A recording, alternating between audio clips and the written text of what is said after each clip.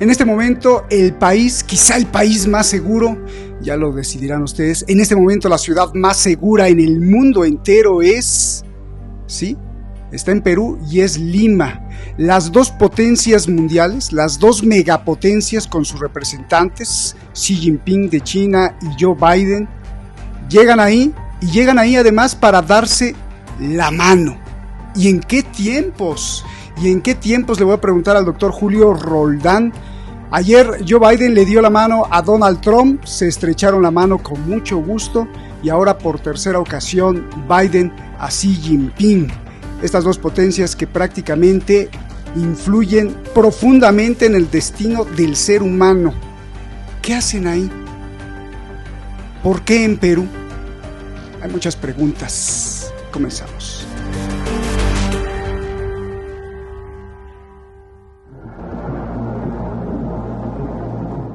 La llegada de los presidentes de Estados Unidos y China a Lima bajo estrictas medidas de protección, vehículos blindados y fuerzas especiales. Hospedado estos días y luego al centro de convenciones donde se realiza este foro APEC y después trasladarse al palacio al presidente chino Xi Jinping. Xi Jinping y Biden llegan con alta tecnología de defensa y franco. La APEC son los 21 países de Asia y del Pacífico con acuerdos de comercio. Más de 64 billones de dólares, 60% del Producto Interno del mundo. Pero mientras vemos las medidas más extremas de seguridad del mundo, ahí mismo miles de peruanos protestan por la grave inseguridad que viven.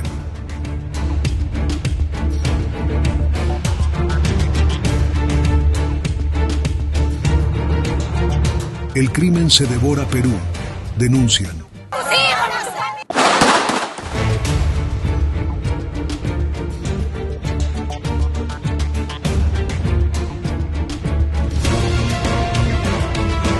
A unos kilómetros de la capital, China además inaugura el puerto de Chancay. Un puerto que China construyó dentro de Perú como estrategia global, sobre todo para la segunda ruta de la seda.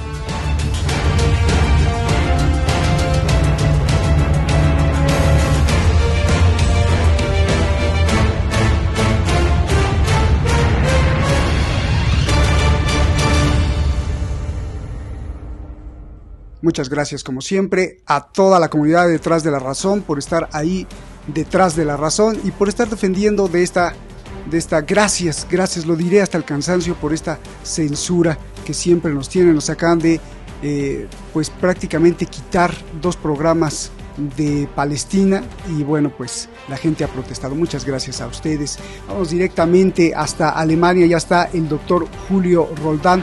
Julio, qué gusto saludarte. Además, es tu tierra. En Perú se reúnen no dos de las, sino las 2 principales potencias, megapotencias nucleares económicas que afectan, como decía al principio, profundamente los destinos de la humanidad. ¿Y en qué momentos, además, Biden y Xi Jinping se dan la mano? ¿En qué momentos no solo del mundo entero, sino de nuestra América Latina y más en tu tierra, allá en Perú?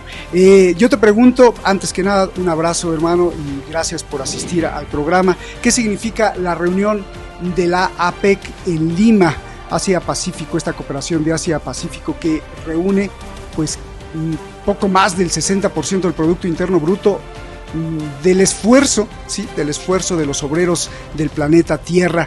En las condiciones actuales de América Latina, sobre todo, ¿qué significa esta reunión? Te escuchamos con mucha atención, Julio, por favor.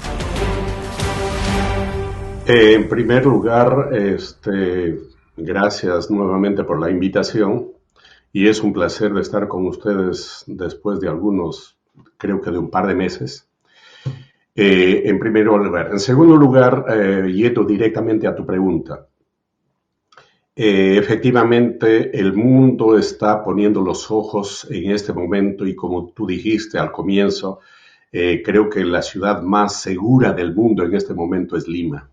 A pesar que ayer, hoy y mañana hay paros en todo el Perú, que tiene que ver fundamentalmente con esta actividad que se está desarrollando.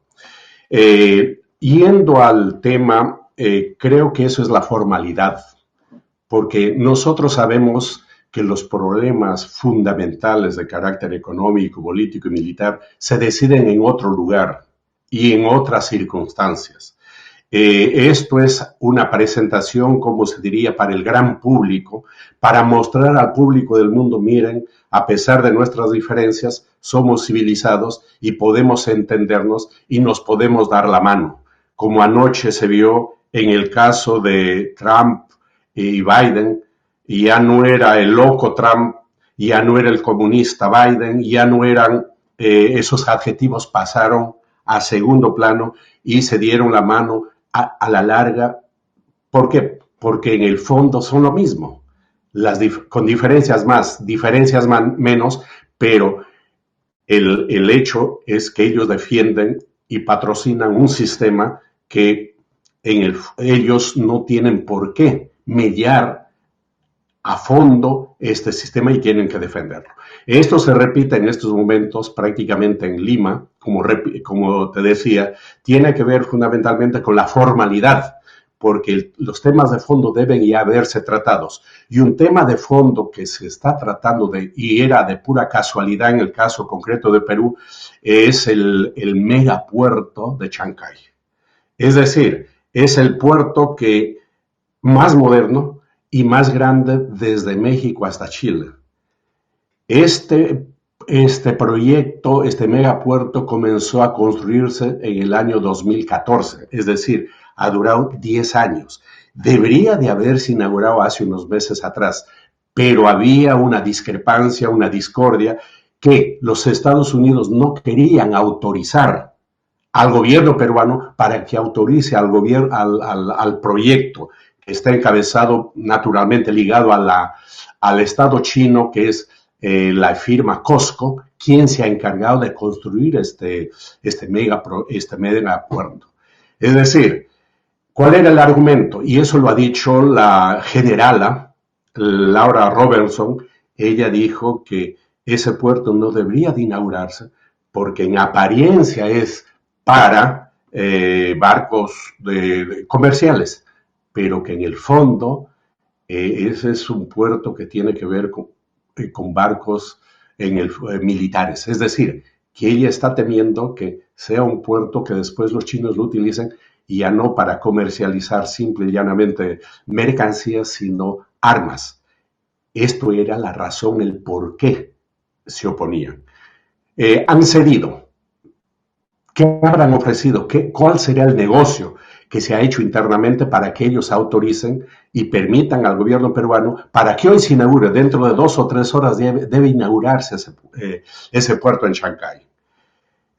Posteriormente, seguramente vamos a ver cuáles son las condiciones que ha puesto Estados Unidos para que y que acepte que China hoy inaugure el puerto y comience a funcionar. Seguramente esas condiciones se van a saber posteriormente. Además de ese puerto hay otro ahí está, ahí vemos el puerto, perdón que te interrumpa, ahí vemos el puerto en esa posición, pues prácticamente de frente a China, solo atravesando el Pacífico, aunque es muchos kilómetros, pero digo, para que la gente nos entienda exactamente de dónde estabas hablando, ¿no? Arribita de Lima, ¿no?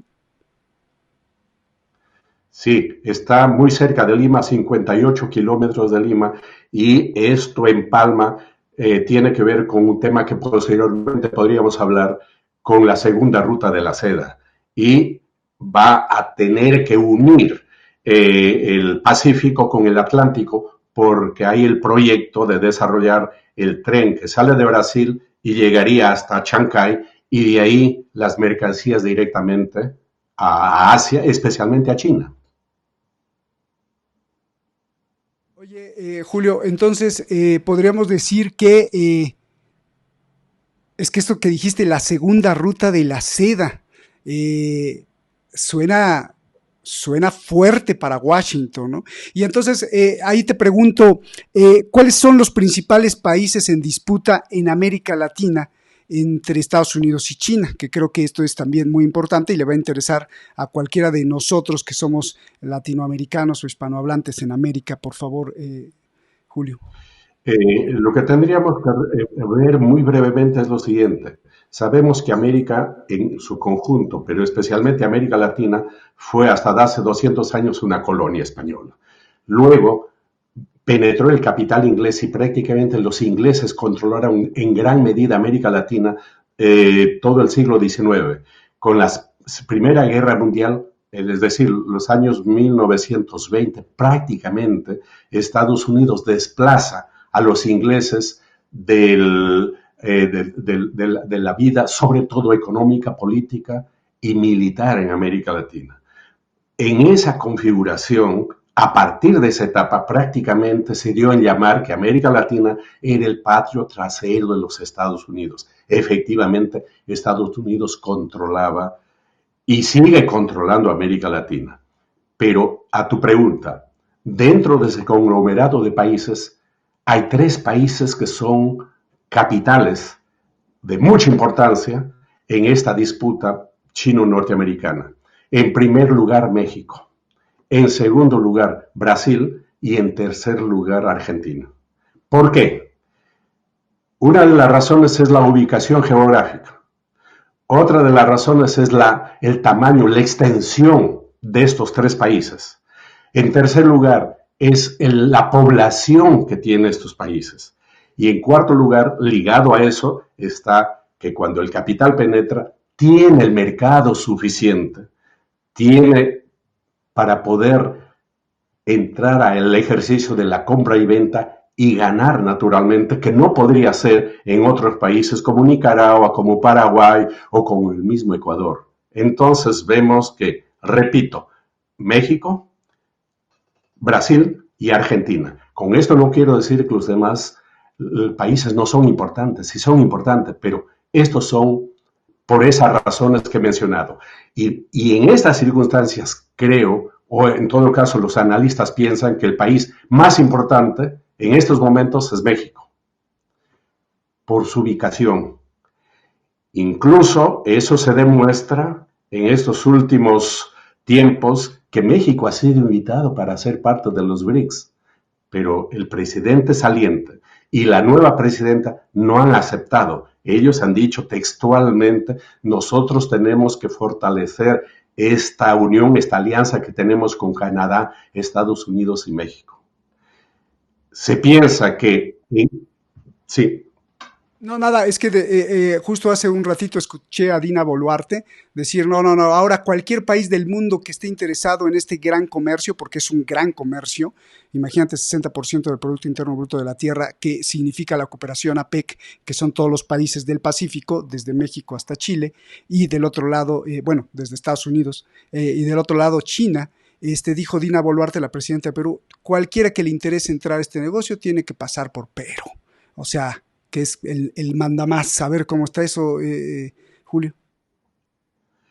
Claro, ella es una declaración hacia afuera. ¿Por qué? Porque saben que perfectamente quien va a controlar ese puerto es el Estado chino a través de la empresa COSCO. Es lo mismo que pasa en Panamá. ¿Quién controlaba el canal de Panamá? Comenzaron a construir los franceses, después controlaron los norteamericanos y hoy creo que el 29% está en poder de China. ¿Qué papel juega el gobierno de Panamá? Prácticamente ellos son lo que siempre se ha dicho, semicolonias del gran capital, especialmente en este caso norteamericano, y luego se ve que esto se perfila a futuro China. Pero yo quería decir algo antes con respecto a México.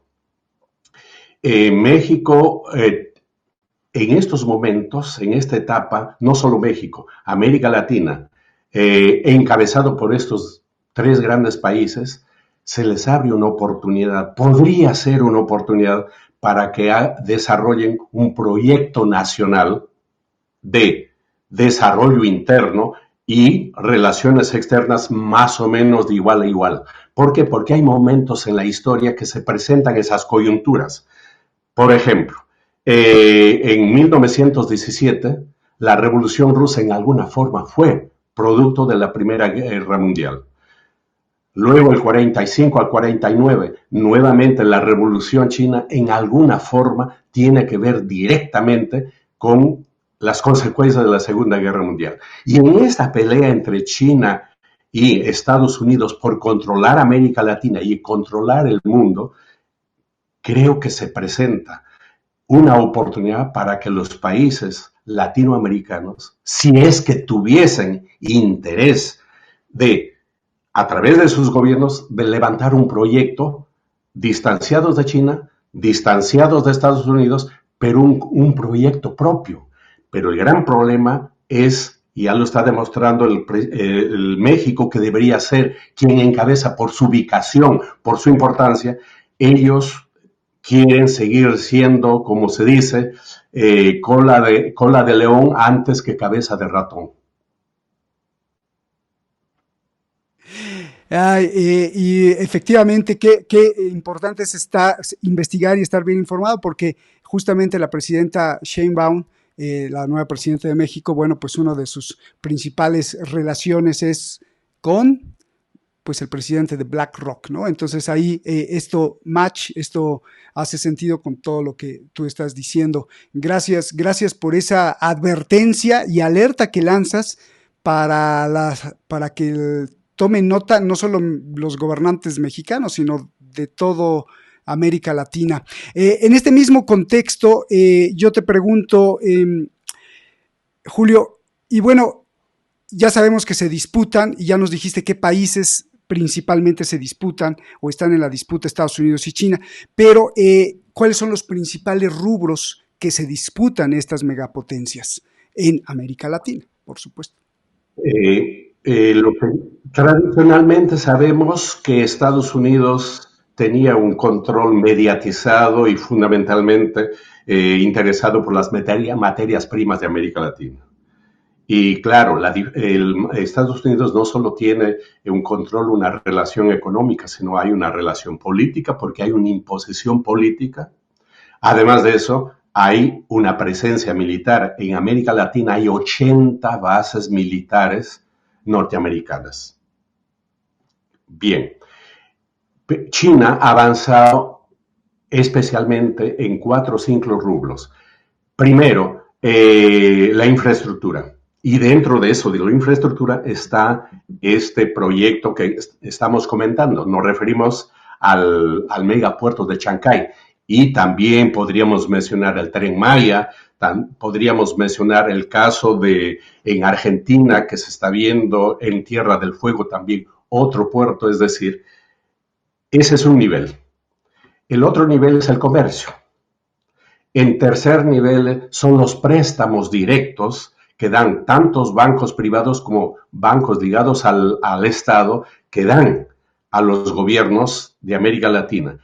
Y en los últimos 2 o 3 años han comenzado a intensificar lo que sería la tecnología ligera, o media o ligera, especialmente en telecomunicaciones. ¿Por qué? Porque China ha desarrollado sobremanera la técnica. Y, por decir, a nivel de los autos eléctricos se están desplazando de todo el mundo al otro tipo de autos tradicionales. Y entran en el nivel de la telecomunicación porque tienen la técnica suficiente, pero además de eso ahí viene otro tema que todavía no lo han tocado. Es decir, a través de la telecomunicación puede comenzar una influencia política y sobre todo una influencia cultural, porque tú sabes perfectamente que una potencia, para poder convertirse en potencia mundial, no solo necesita tener influencia y control económico, tiene que tener a la par también el militar, también el político y sobre todo el cultural. ¿Por qué? Porque cuando penetran culturalmente, la cultura es un hecho que demora para penetrar, pero es muy difícil sacar también de la mente, de la cabeza de la gente. Por eso Nietzsche decía, cuando alguien aprendió algo inconscientemente, es muy difícil sacarlo conscientemente. Claro que China tiene problemas de carácter cultural. ¿Por qué? Comenzando por el idioma.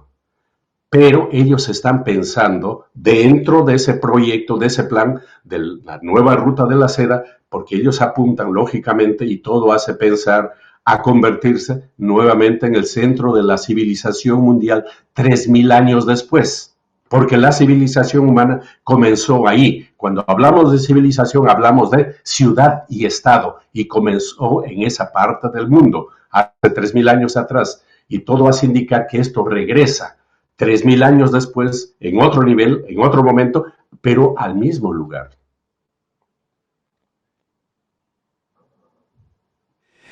Gracias, Julio, por aclararnos justamente ¿qué rol juega América Latina? Y esta es la pregunta, la pregunta dorada del programa contigo el día de hoy. ¿Qué papel juega América Latina, los pueblos de América Latina, los gobiernos de América Latina, los países de América Latina en la segunda ruta de la seda? Ya lo tocamos al principio, pero digo, para profundizar sobre esto. Claro, porque es muy importante, porque todos los imperios, o los que apuntan a ser imperios, necesitan tener un control global. Si no, no serían imperios.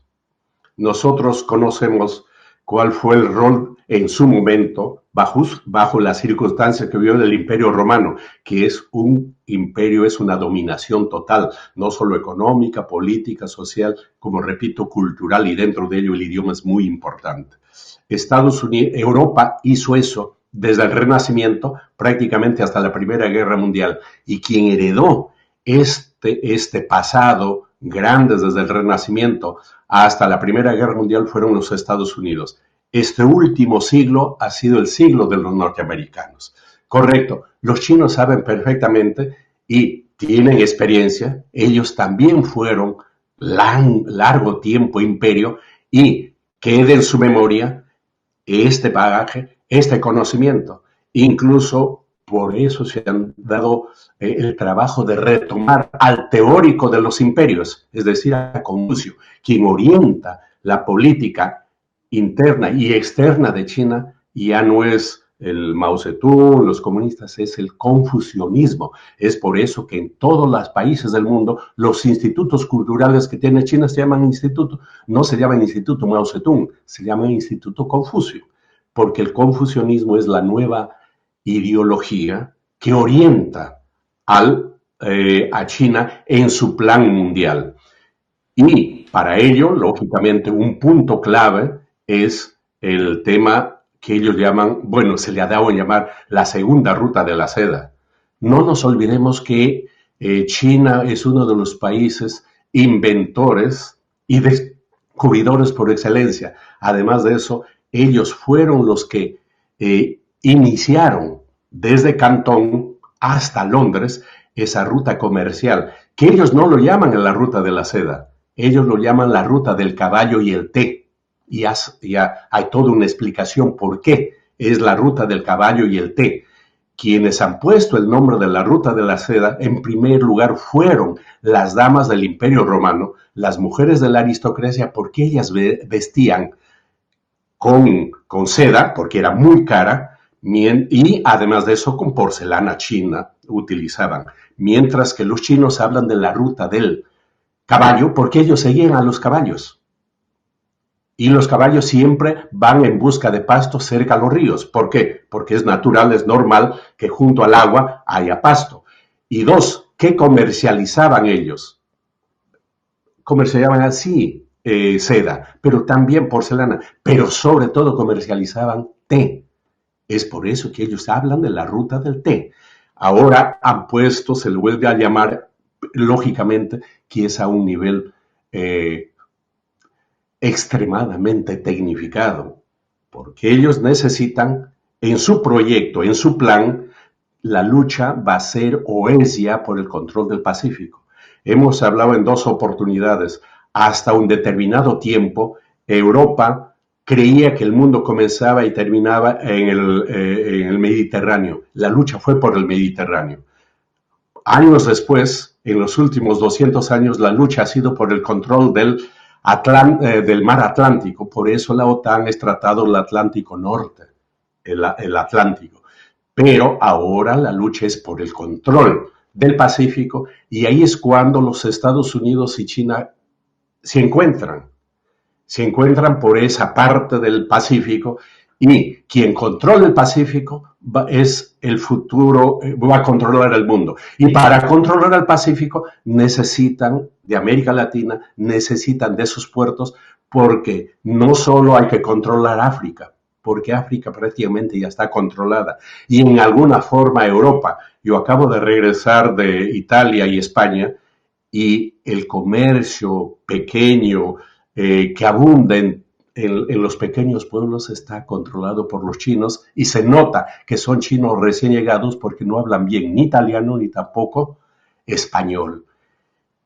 La ruta de la seda es un acto especialmente, una empresa especialmente comercial, que después posiblemente se va a transformar en una empresa militar, político-militar, para el dominio y control del mundo, porque China necesita de estos instrumentos, necesita de estas bases, necesita de los trenes, necesita de los puertos, porque si no, ¿cómo va a poder, transportar su mercancía, y sobre todo cómo transportar sus aviones, sus barcos de guerra? Porque a la larga, y eso lo han dicho Trump y Biden, el enemigo central de los Estados Unidos no es Rusia, no es Irán, el enemigo fundamental es China, y esto lo vamos a ver en los años que vienen con mayor claridad.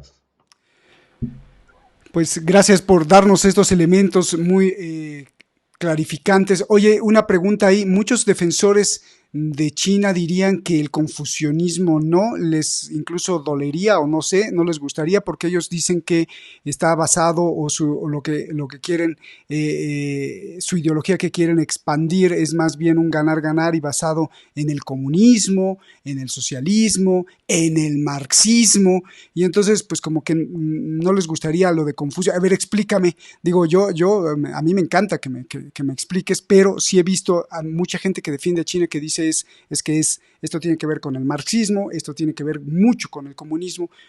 ¿Cómo es esto? Perdón que te haga esta pregunta, Julio. No, está bien.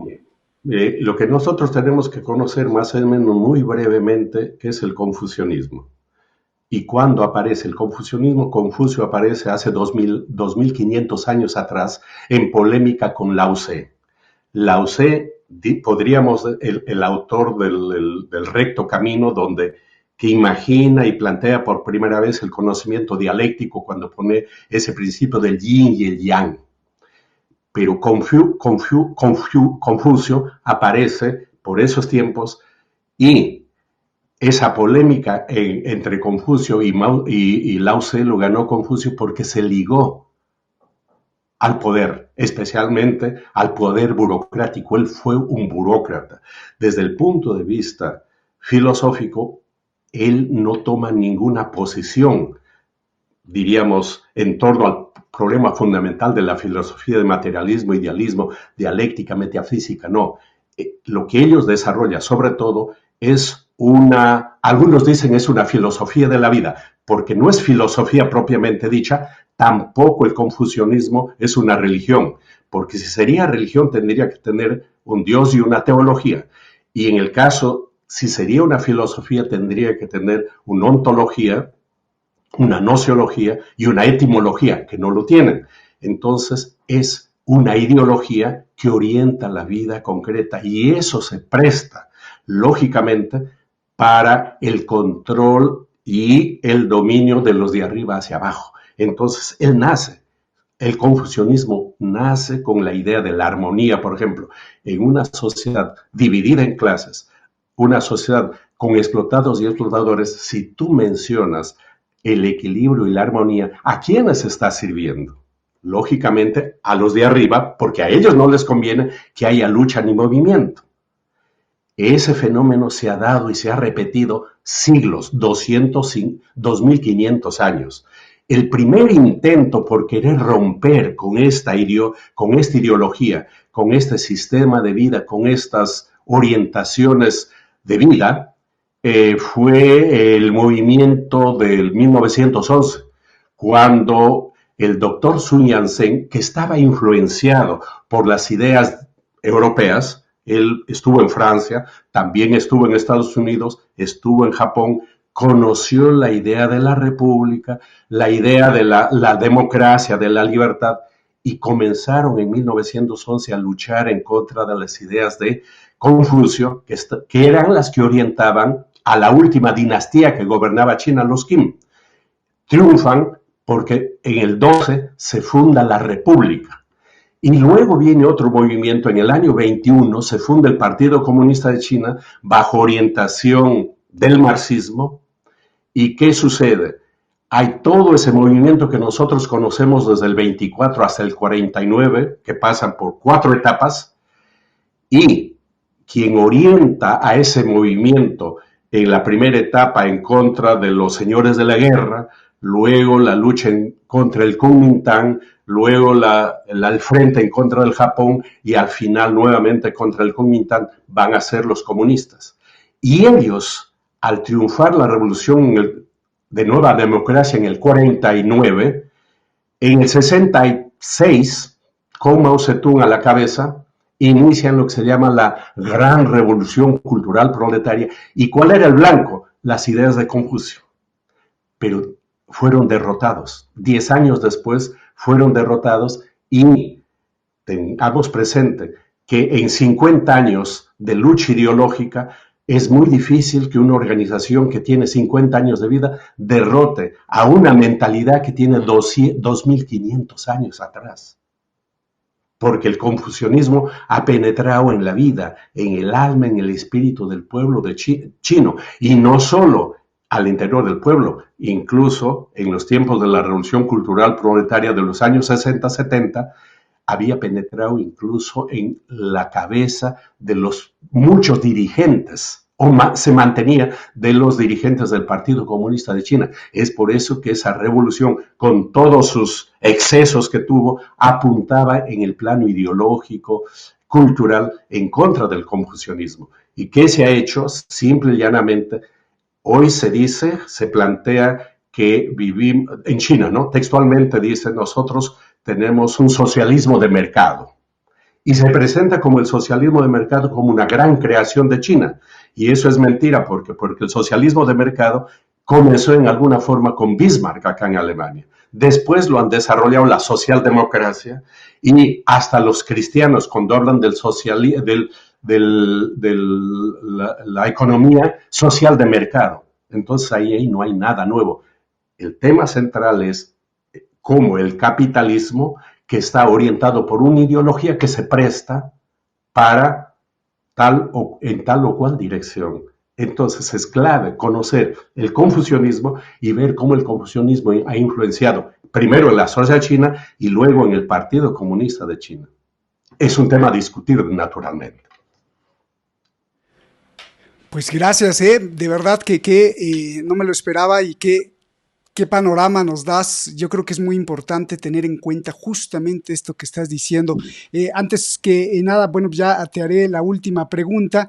Me gustaría para nuestro público que les quede bien claro cuando dice Julio que la empresa china COSCO es la que está construyendo o que construyó el puerto gigantesco allá en Perú.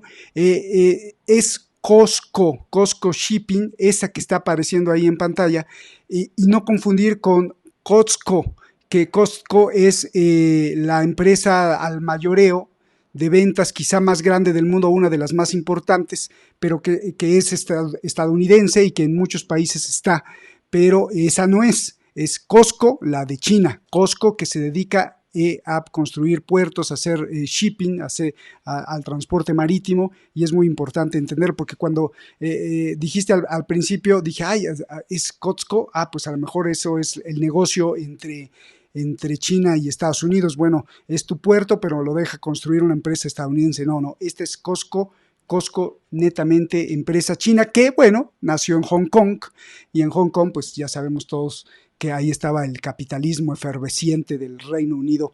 La última pregunta, si no es que tienes algo más que decir, Julio, ¿cuál podría ser la actitud? Esta yo creo que es importantísima también. ¿Cuál podría ser la actitud de la nueva administración Donald Trump, la era Trump 2.0, en esta justamente, en esto que estamos hablando, en esta disputa chino-estadounidense en América Latina? Se puede poner caliente el asunto, no lo sé, a ver. Brevemente veamos lo que sucede. Claramente lo han dicho, parece que apunta la nueva administración norteamericana a terminar la guerra en Ucrania. No les conviene y han puesto ciertas condiciones y parece que Rusia va a aceptar y ese tema lo solucionan. Claro, Trump dijo en un momento dado, en 24 horas yo soluciono la guerra en Ucrania. Bueno, no pasó de ser un poco extremadamente optimista, pero ese problema se va a solucionar definitivamente. Pero ¿dónde se va a ajustar? Como se dice, las clavijas, ¿dónde van a apuntar? Duro va a ser en contra de Irán y en contra de China y en apoyo incondicional a Israel. Eso está definido. Trump es pro-Israel, coincide 100% con las ideas de Netanyahu y por lo tanto el apoyo a Israel va a ser incondicional. Acá el problema es Irán y China sobre todo. Entonces vamos a ver cómo se va a ir desarrollando este fenómeno. ¿Por qué? Porque por un lado Estados Unidos necesita también de China y así como China necesita de Estados Unidos. Hicieron una pregunta a alguien, ¿por qué China, que tiene tantas reservas de dólares, no suelte sus dólares en el mundo y así hundirían a la economía norteamericana? El gran problema es que se hundiría China también, porque todavía no tienen una alternativa. El banco del BRICS, que está orientado, tiene como presidenta esta expresidenta del Brasil, todavía no cuaja, no tiene todavía los estándares, no se ha estructurado lo suficiente como para poder trabajar y apuntar en función de reemplazar al comercio internacional y al dólar. Por lo tanto, estos países, por un lado se enfrentan, pero por otro lado se unen, porque en el fondo son países capitalistas que les interesa defender sus intereses y ahí es cuando chocan, ahí es cuando viene la contradicción. Hay unidad en algunos puntos, como ahorita le estamos viendo que se están dando la mano en Lima, pero en otro momento hay lucha por ganar zonas de influencia, por ver quién va a ser el nuevo capitán del barco en estos años o en estas décadas que vienen en el mundo. Pero como repito, así como van las cosas, todo hace ver que es China, lento pero seguro, y en ese contexto América Latina, como dije en un momento dado, podría haber aprovechado o podría aprovechar esta coyuntura de enfrentamiento y de lucha entre estas grandes potencias para levantar un proyecto propio. Un proyecto propio que no puede salir de las normas del capitalismo. No estamos hablando de socialismo ni absolutamente nada de eso. Simple y llanamente un proyecto capitalista más o menos independiente, armar un bloque. Y podrían ser esos tres países, esas burguesías de esos tres países que más interesen. Y dentro de ello México por su ubicación, por su importancia. Pero como repito lo que dije en un momento dado, estos prefieren seguir siendo cola de león antes que cabeza de ratón y así se van a quedar no sé hasta cuándo. Eso sería, bueno, todo. El miedo, Julio, el miedo, ¿no? El miedo a perder lo que tienes, cuando lo que tienes debería de ser felicidad, paz, justicia y no solo dinero. Aquel rico que solamente tenía solo dinero, pues no es rico. Y efectivamente es que está clarísimo cómo lo explicas, porque si dos poderosos se están pegando y se están golpeando, ¿para qué entras a la guerra entre uno o el otro, no? Sino justamente aprovechar el momento en que se están peleando los dos para decir, hey, acá estoy yo, y eso incluso hasta los distraería y tendría una gran oportunidad toda la América Latina. Ojalá te hagan caso, ojalá te escuchen, caray. Qué bonito. Oye, nos vamos, Julio, si gustas hacer un ejercicio mental de abstracción. Un segundo, Sí, simple y llanamente, cuando tú hablabas de los ricos, de los poderosos, del poder del dinero y la acumulación, esto me lleva a recordar al rey, claro, es su mito, ¿no? Que era el rey más poderoso del mundo, el rey Midas, que tenía la capacidad de todo lo que lo tocaba lo convertía en oro. Entonces era el rey más rico del mundo, pero su desgracia fue que murió de hambre y de sed.